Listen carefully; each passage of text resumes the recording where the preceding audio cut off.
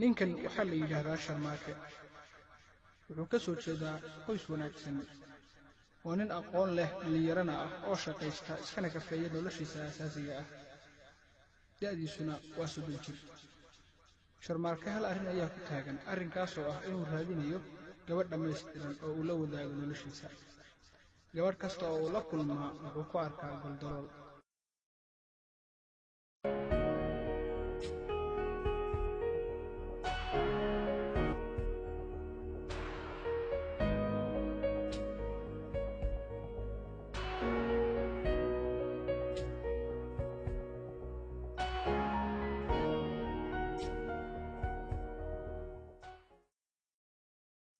ninkan xaaladiisu sidaa tahay ayaa maanta waxaa loo soo tilmaamay guri ay ku nool yihiin gabdho guriga oo ka kooban dabaqyo badan dabaqyadaas oo ay degan yihiin gabdho wanaagsan oo dhammaantood aan kala dhicin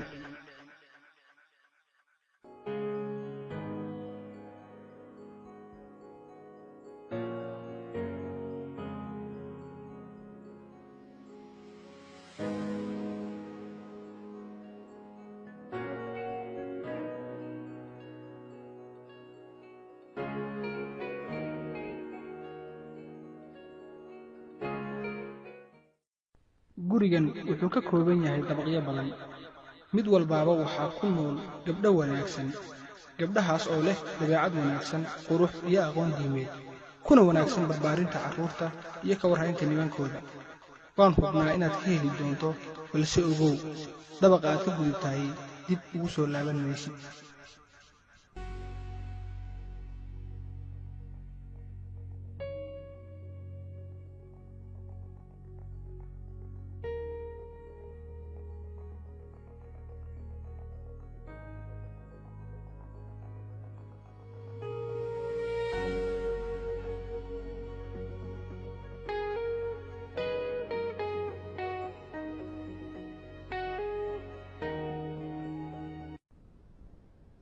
mudane ku soo dhawow qaybta hore hablaha qaybtan ku sugani waxay si wanaagsan u yaqaaniin siday u noqon lahaayeen hooyo guri oo wanaagsan wallaahi waa qoftaan doonayay ee aan u baahnaa laakiin maan dabaqa ka sarreeya iyaguna sida ay yihiin armay kuwan ka sii wanaagsanaadaan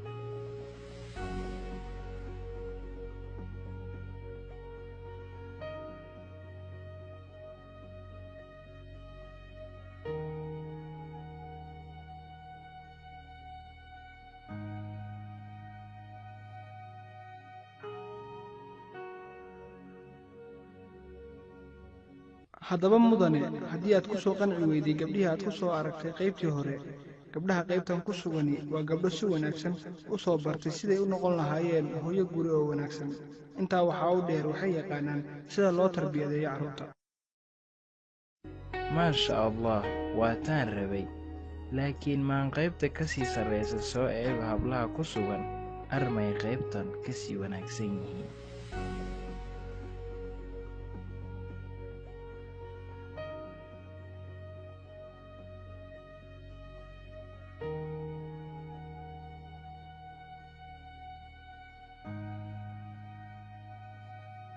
gabdhaha guurdoonka ah ee ku sugan qaybtan waxaa la soo baray siday u noqon lahaayeen hooyo guri oo wanaagsan iyo sida loo tarbiyadeeyo carruurta waana gabdho iimaankooda uu aad u sarreeyo maasha allah waaba taan rabay intaan oo dhan ayay xambaarsan tahay yaaba heli kara laakiin maan soo eego dabaqa kale ee ka sarreeya armay joogaan kuwa ka sii wanaagsan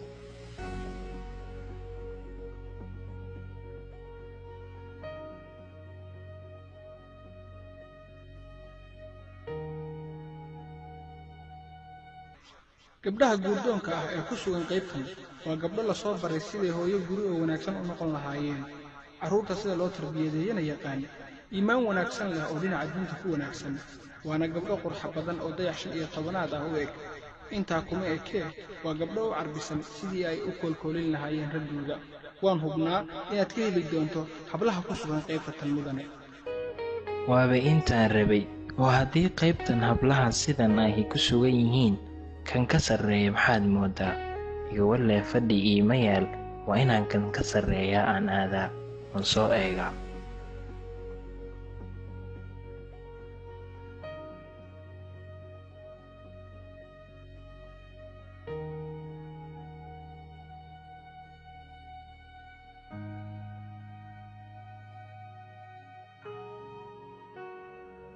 libaax qaybtan wax habla ah oo guurdoon ahay kuma sugna, waxaana kaaga soo horreeyey oo soo booqday dabaqan 4 milyan oo nin, dibna loogama noqon karo.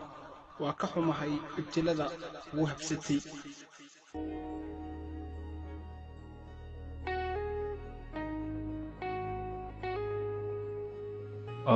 waan ka xumahay waxa igu dhacay. kama aanan faa'iidaysanin dhallinyaronimadeydii, keliya waxaan ku mashquulay inaan helo qof dhammaystiran.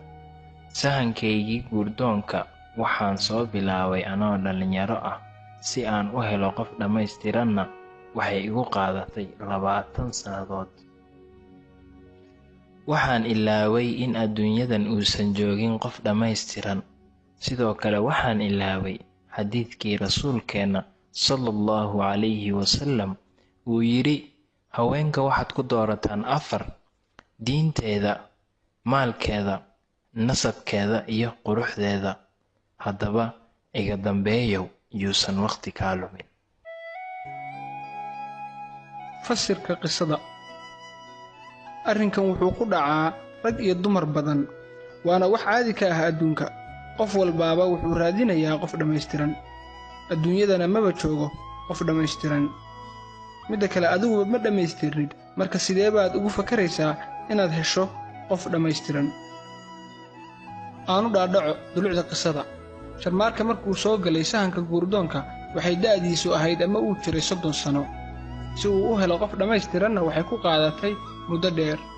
gurigii uu soo gelayeyna wuxuu ahaa marxaladaha adduunka iyo noocyada geeyaanka ah ee uu la kulmo qof walba oo mustaqbal raadis ah. qayb walba oo uu ka soo gudbayey waxay ahayd cimrigiisa oo soconayay. maadaama shuruuddu ay ahayd qaybta aad ka gudubto dib uguma laaban kartid, waxay la macno tahay da'da iyo wakhtiga kugu soconaya waa uun ay ku jaraan, ma ahne dib looguma laabto. haddaba taladaydu waxay tahay qof walba oo dhallinyaro ah qaadina kara mas-uuliyad, garanayana waxa guurku yahay iyo wada noolaanshaha, iskana kafayn kara noloshiisa asaasiga ah, ha guursado, dibna yuusan u dhiganin, hana ogaado inuusan weligii helaynin qof dhammaystiran. dhammaystirku wuxuu ka yimaadaa labada ruux ee isguursanaya, oo midba ka kale uu u buuxiyo inta ka dhiman. halkaas ayuunbaadna ka heli kartaa dhammaystirka aad doonayso.